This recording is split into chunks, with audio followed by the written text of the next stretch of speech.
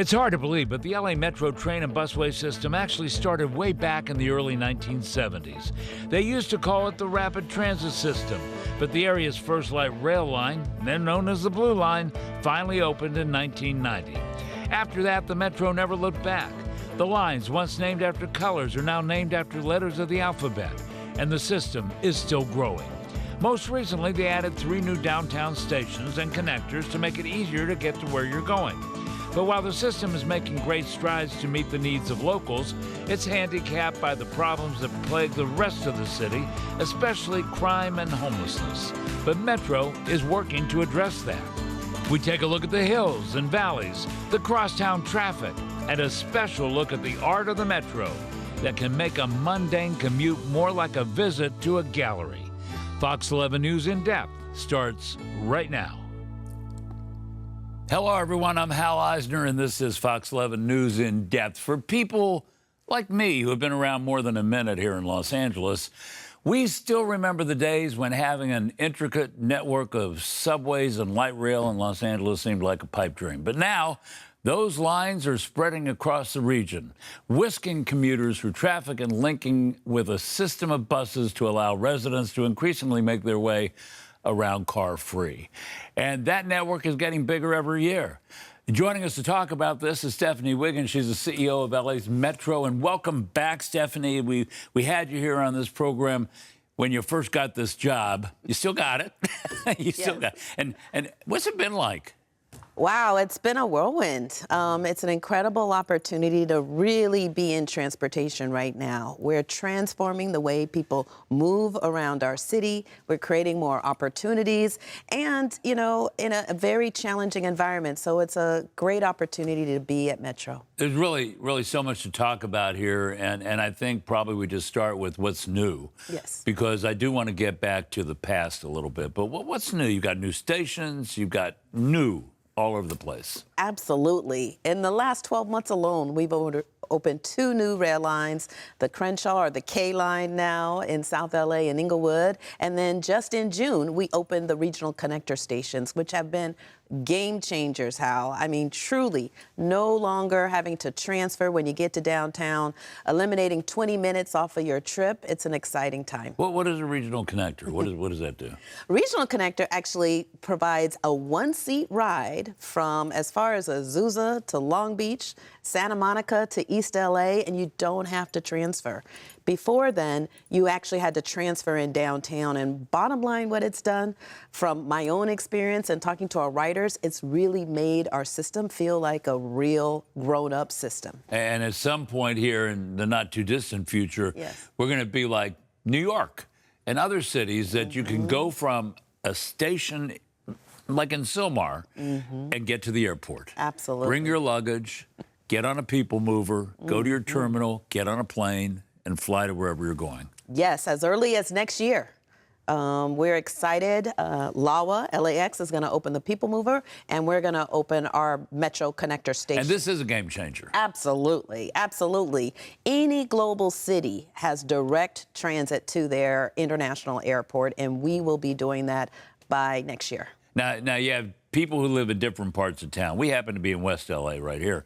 But for people, say, on the west side who want to end up going somewhere else, what is it, the Purple Line? The Purple Line extension, absolutely. Kind of like the color of my shirt, right? Absolutely. Yeah. Beautiful color. Thank you very exactly, much. Exactly. I was fishing, but that's okay. So the Purple Line goes from? The Purple Line right now goes from downtown LA to Wilshire Western Fairfax District. But our extension that is under construction today will eventually get all the way to UCLA and the Veterans Hospital.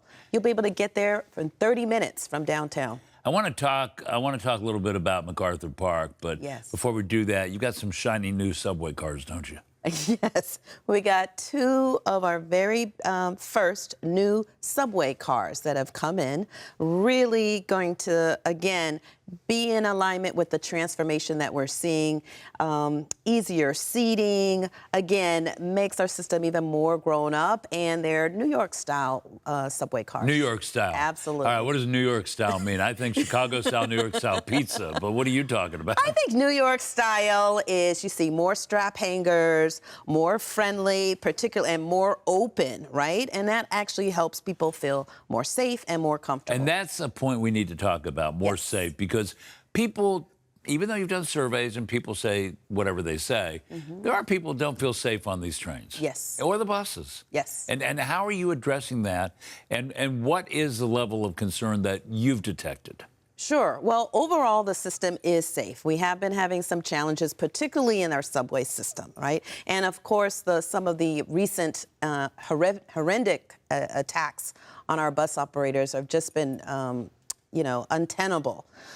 And given that we have 900,000 people riding our system every day, we really have few incidents, but we are focused on a new strategy on how we can improve safety and security for everyone. All right, so a new strategy. Let's use that as a bit of a tease here. We'll talk about a new strategy in the next segment because we still have some things to talk about with regard to the fundamental issues with regard to Metro. Yes. And so you've grown over the years. I remember, I think it was back in the 80s, not the 1880s, but the 80s of this century, or last century, it's 2000, that they bore holes using a great big boring machine. And I remember them digging through the ground for the Red Line. And I remember seeing this thing and thinking, oh my goodness, what's this going to be like? That was years ago, and now we see we have a system. That's right. We're beginning to complete our system thanks to the voters of LA County. We are in the process of expanding our rail network. And even with Regional Connector that just opened in June, that was through a tunnel boring machine. And even just this week, Mayor Bass had a meeting with folks to talk about making Metro more accessible. Yes. What does that mean, and what is that strategy? That strategy is about making sure that cost is not a barrier to use our system, right? And so we've been piloting a program where students, K through 12 and community college students, ride free. And the opportunity is, what are the pathways to make sure that cost is not a barrier regardless of your age, your income, your zip code? And there's a pilot program for buses to run without a schedule? Absolutely. What is that all about? Yes, along West Hollywood. Again, we wanted to make sure our system can be convenient and easy. And so we are piloting along West Hollywood the opportunity to operate the buses in a way so that the riders do not even need a schedule. It's just going to be so reliable. They know that whenever they go out to their stop, the bus will be coming. So it's just there. Absolutely, That's right? the idea. Yes, It's just exactly. there. Exactly. All right. There's so much more to talk about. You're going to stay with us for another segment here. And, when we come back, we're going to talk about some of this concern of safety. We hear about it in the Metro system. We hear about it on the news. And coming up next on Fox 11 News In Depth, Stephanie Wiggins will talk to us about this strategy that they have for facing one of the biggest problems they deal with, and that's crime on the system and homelessness. We'll be right back. Don't go away.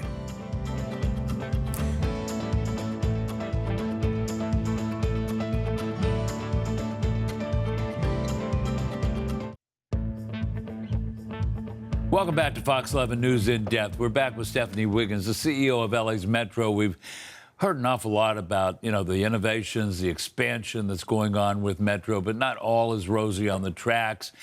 We need to talk a little bit about the problems that Metro faces. We certainly hear about it in the news all the time. Crime. Let's start with crime, because I think, that's a big issue. And as we're leading up to the Olympics and the World Cup and all those sort of things that we're excited about going forward, got to deal with the issues first and make the people who live locally feel safe. Absolutely. What you doing? Absolutely. Well, the challenges that we're facing are not unique to Metro. Transit agencies across the country are dealing with it. But for here at Metro, what we're focused on is listening to our customers about what would make them feel safer. And what we found is we need this multi-layered approach. First of all, more presence, right? We have unarmed ambassadors that really serve as customer outreach, customer engagement engagement agents, Well, providing information. They're conduits. They're Yes, liaisons. exactly. You walk up to somebody, how do I get to there? How do I get to here? Absolutely. And Okay. how... But they don't carry guns. They're not officers. And all they can do is say, I see a problem. We need an officer, right? Absolutely, but they are also, by the testimony from our customers, telling us they feel safer with their presence, right? How do they feel safer with somebody who can't really come to their aid? Well, most of the issues that make people feel safe is information, knowing that I'm headed in the right direction, knowing that I'm going to get on the right train. That's incredibly valuable. I'm a regular rider myself, and so I know what it feels like if I'm in a place by myself. So But there are people that feel ill at ease. Oh, absolutely. Absolutely. And I don't know that ambassadors really make a difference when it comes to people who are concerned about crime.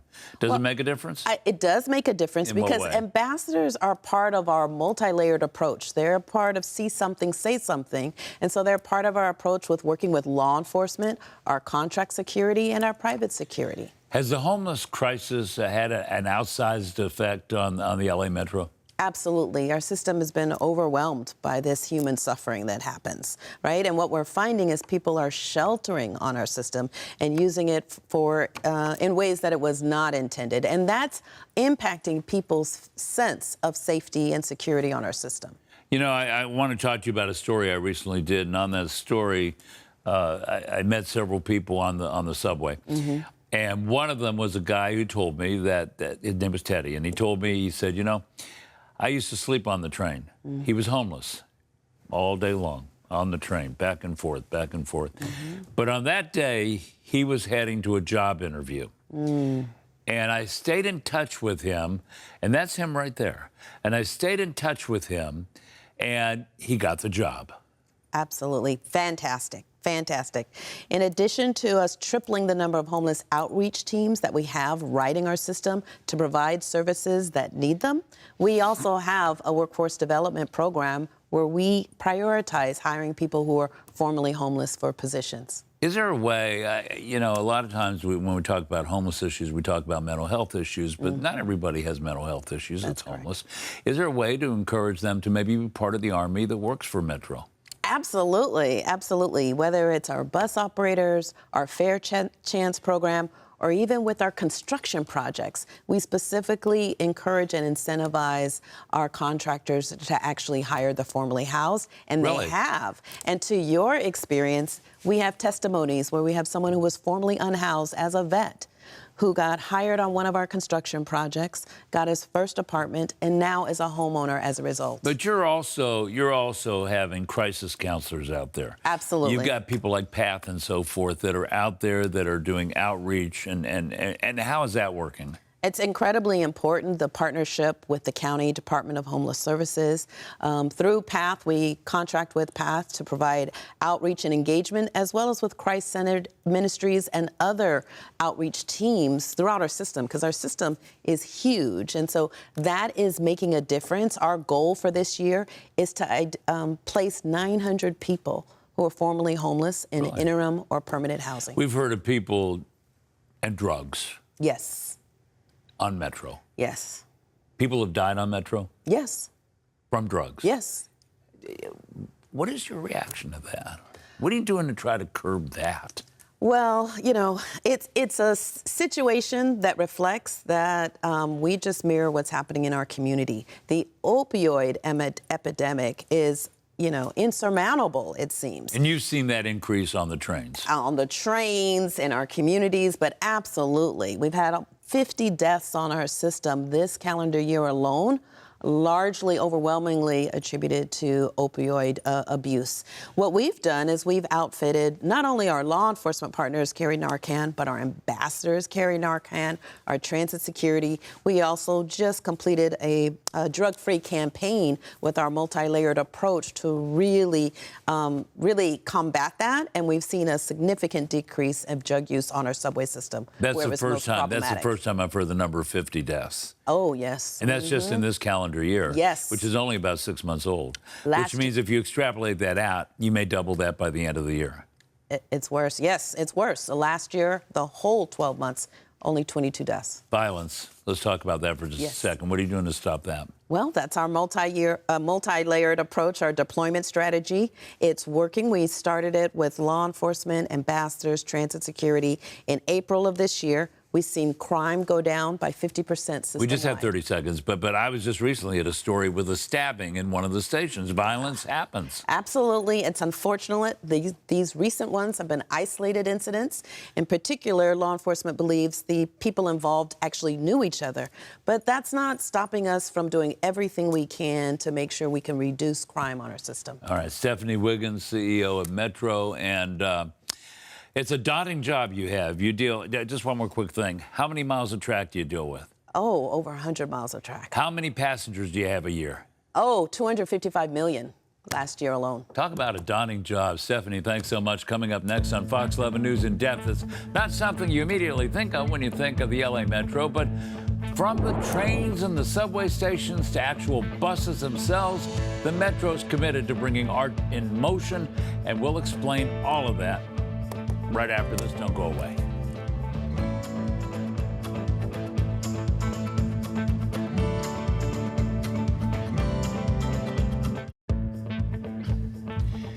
Welcome back to Fox 11 News in Depth. I'm Hal Eisner, and if you're a Metro rider, I'm sure you've seen the artwork at the various stations around town, and you've got to admit it's pretty eye-catching.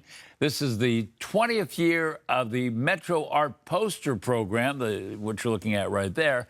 But art's been around for about 40 years when it comes to our train stations and the various Metro facilities that we have.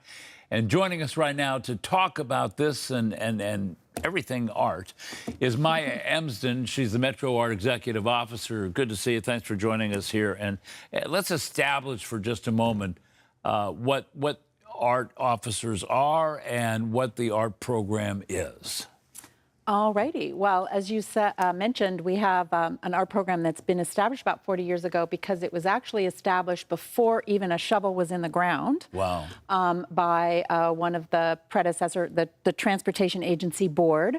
We are in Los Angeles County. It's a creative capital, and I think there were immediate visionary board members who said, art has got to be a part of this construction program. And so 40 years ago, there was a program that began, but 20 years ago, we started with these posters. Yes. So in recognition that the vast majority of transit users in Los Angeles County ride the bus, we started a poster program. We have an in-house print shop, and we thought, this is a wonderful way that we can use that in-house print shop and also work with artists throughout the county. We've probably commissioned over 600 artists over the years. Who are some of these artists that are making these posters that we're looking at right now? What we're looking at right now is actually the artwork in the stations, but the earlier images, this is one that's a poster, and they are all LA, for the poster program. They're all local. It's a locally funded LA County program, so they are all LA County artists. And there's just a wide variety of them. I actually brought a couple of them that I'll leave with you when we go, because we have Meet the Artist events. And you can do you come really? And meet the well, I was going to artist. ask you, do you have any prints of these? Because they're nice enough that I could see getting a print and putting it up in the living room, the dining room, something like that. And you are not alone. We have a lot of collectors, actually, who their aim is to get every single one. We have over 60. We probably have a number of collectors that have collected each and every one. So why do you have this as a priority at Metro? Why is art important? Well, as I mentioned, LA is a creative capital, so we're very fortunate in that way. But other cities have art programs too. They do, and we are not the only transit agency that has a program, but I think we have the most extensive one, and we are very intentional about involving both emerging and established artists. So we have a range of artists. I don't know if you know this or not, but I know when it comes to getting federal grants, sometimes they employ the notion of you have to have some art thing. So like at LAX on the tower, you have those that circle light thing that's going on. You've got the pillars that change colors. That's all part of, if you want our money, you got to put in some art, right? Exactly. And do you have that same sort of thing? We also have that. We have the FTA has long been very supportive of including art in our system. So, and you asked why. I think It adds an element of humanity and vibrancy to infrastructure projects that are a lot of engineering. There's a lot of engineering going on in those stations. And to be able to have something that shows Metro cares and really makes each station very unique. You know, when it comes to artwork, you vary it per community. So in Hollywood, I've noticed that the artwork in the train station there has like movie reels. Right. And I'm sure you have other things for the communities like Koreatown or North Hollywood that sort of reflect that particular community? Exactly. And I think that happens because our entire selection process is community-based. So every project that you see in the stations is an open competitive process, and the selection panelists are all art curators and arts professionals with ties to those communities. Do you have a number of how many pieces of art you have in the system?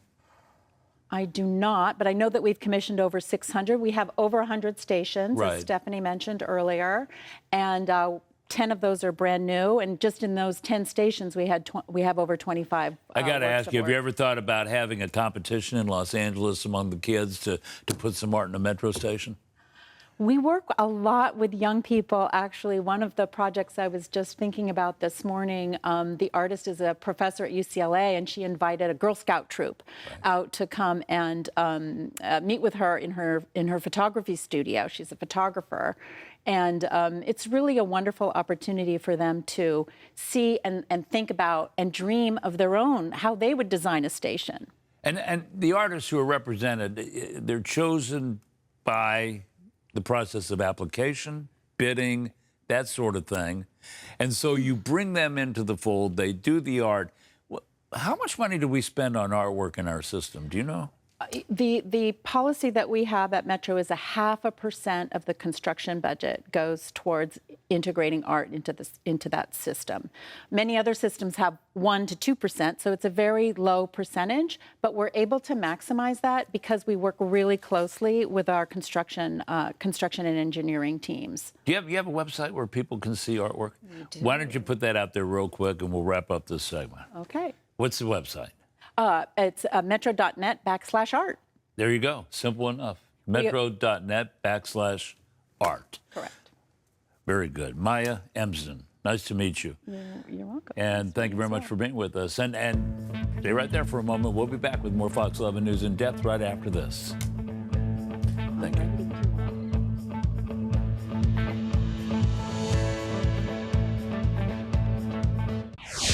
And finally, if you'd like to hear an audio version of this show, check out my podcast. You know what it's called. It's called What the Hell?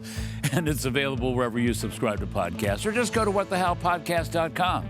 That's it for this week's Fox 11 News in depth. Thanks for joining us. Have a great week, everybody. We'll see you next time. Bye-bye.